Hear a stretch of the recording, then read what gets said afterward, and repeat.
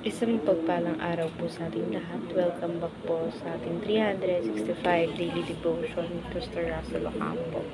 So, ang topic po natin for today, ano ang pinagkaiba ng engagement at wedding sa Bible? At mayroon tayong concept na Jesus the Bridegroom. Jesus as the bridegroom shows his intimate covenantal love for his people. He pursues, protects, and prepares his church as a groom cherishes his bride. This title highlights his joy in saving us, his commitment to cleanse and transform us, and his promise to return for him. In him, believers find a relationship marked by devotion, delight, and hope of a future wedding feast. At may kita natin ito sa Matthew chapter 9 verse 15. Ang sabi dito, Jesus answered, "How can the guests of the bridegroom mourn while he is with them? The time will come when the bridegroom will taken from them, then they will fast." Sa Tagalog po, at sinabi sa kanila ni Jesus, "Maaari bang magluksa ang mga panauhin sa kasalan, samantalang kasama pa nilang lalaki ikakasal?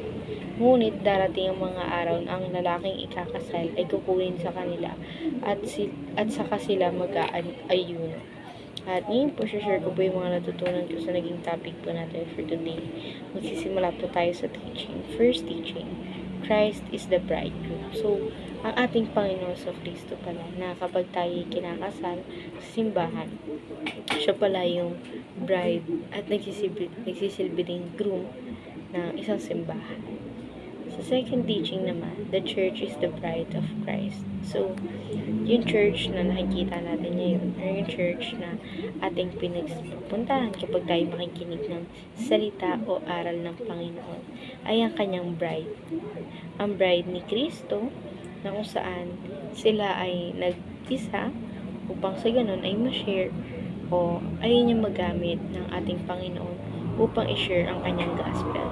Sa ating third teaching naman, the return of Christ is the consummation. So, syempre dahil nga pabalik ang ating Panginoon sa Kristo dito sa lupa upang tayo ikunin at dalhin sa kanyang kaharian.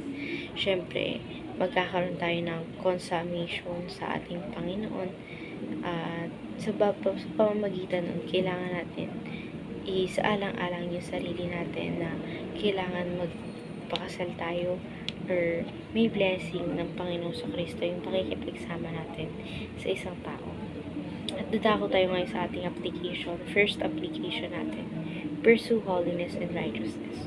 So, kapag hindi pa kayo kasal within your partner, kailangan pursue nyo pa rin yung pagiging holiness and syempre yung righteousness sa ating Panginoon na hindi kayo gagawa na kahit anumang ikalalabag sa loob ng ating Panginoon. Sa second application naman natin, prioritize spending quality time with Jesus. So, kailangan din pala na even though kasal na kayo ng asawa mo, magkakaroon ka pa rin ng quality time with Jesus Christ. Sa ating third application naman, prepare for the return of Jesus. So, kailangan pala ang bawat isa sa atin maging prepared sa pagdating ng ating Panginoon. Dadako tayo ngayon sa ating last part, which is yung discussion. Why do you need to pursue holiness and righteousness? Para sa akin, kailangan naman talagang i-pursue yung mga bagay na yun. Dahil nga, si Jesus Christ, nang nabubuhay siya dito sa lupa, siya yung taong perfect example ng nakagawa nitong mga bagay na to. And para tayo, na gawin din yung mga bagay na yan, syempre ibinigay si Jesus upang sa tayo, mga tao na nabubuhay para dito sa mundo, is meron tayong gagayahin at ang perfect example nun is si Jesus. So sa ating alternative question, what have you learned from this devotion? Natutunan ko sa devotion natin ngayon na ang pagiging bride at groom ay ang ating Panginoon sa Kristo at siya yung nagiging sisilbing tagapag-alala or yung nagkakaroon ng kaliwanagan or yung representation sa isang bagay na yun. And how can you practically apply your devotion? May apply ko sa sarili ko yung devotion natin ngayon sa pamagitan ng ibigay kay Jesus Christ lahat ng oras na meron ako. So, ayun lang po for our today's discussion. Thank you for watching.